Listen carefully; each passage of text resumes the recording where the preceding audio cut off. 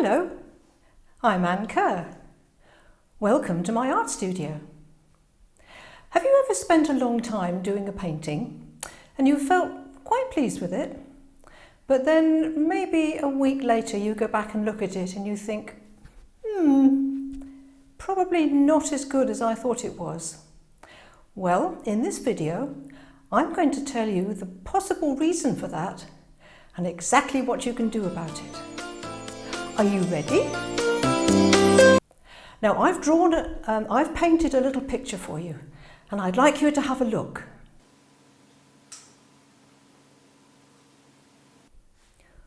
What? Don't you like it? They don't like my picture. They said it was dull and boring. Sorry, what was that? It is dull and boring. Oh, is it? It took me ages, that did. Still, joking aside, let's have a look at that picture again and see what's gone wrong. So here's the painting. And okay, yes, I know it does look dull and boring, doesn't it? And it's not exactly my best work. I did it this way deliberately. Now, what's missing in this painting is what we call tonal values. Now, tonal values are just another way of saying lights and darks. So here is the colour that's been used in this particular painting, just one colour, and these are all the different tonal values of that particular colour, right the way from very dark up to light. Now, if I had used all those different shades within my painting, it would look much more exciting. So I did just that. And there it is. And here you can see you've got darks against lights, you've got lights against darks, lights against darks, and the whole thing stands out. But on here, because the only value or the only shade of that particular colour that I have used is that one, then nothing stands out except where it's against the white paper in the background. The whole thing looks flat. Now, when people rush into painting a whole painting with all the colours in their box, and they're so concentrating on getting the features of the landscape right and matching up colours and that sort of thing, that they forget about their tonal values.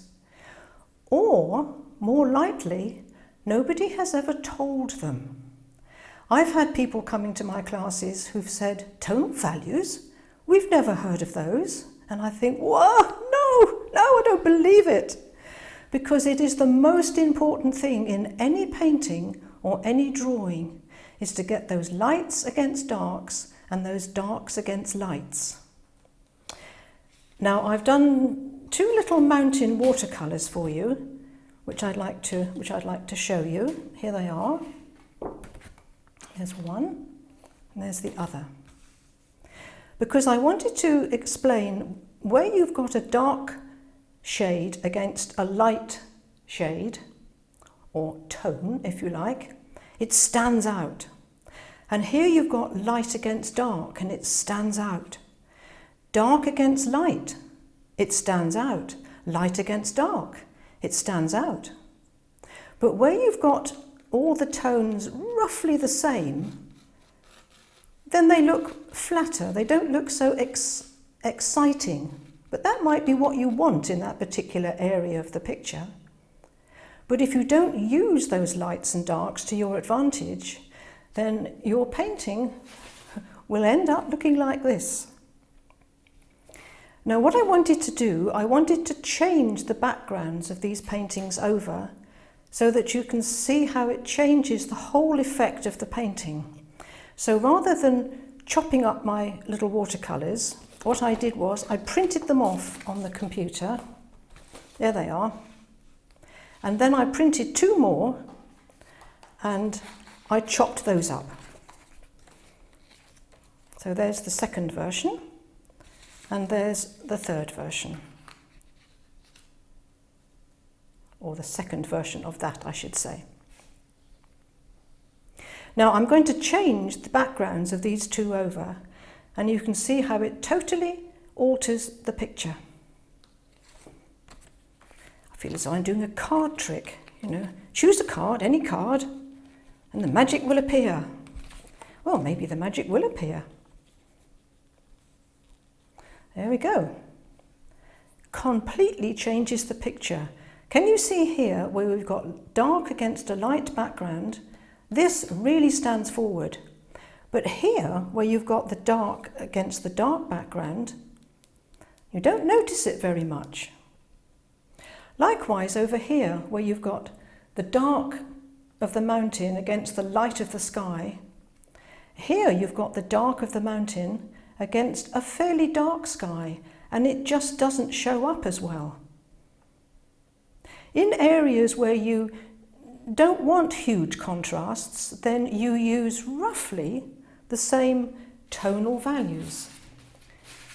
You would use roughly the same sort of in the middle. You wouldn't have the big contrast between the light and the dark, because the big contrast between the light and the dark is where you get your wow factor. Light against dark and dark against light. So hopefully that's explained the importance, the absolute importance of getting these tonal values correct in your paintings.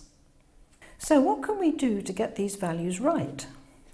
Well, if you wanted to paint a picture like that, what you could do is put it onto the computer and print off a black and white version of it.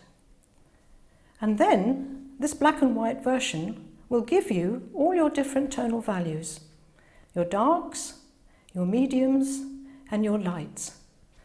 Makes life so much easier than trying to work it out from a full colour picture. This is where people go wrong. They look at the colours and they forget all about the tones.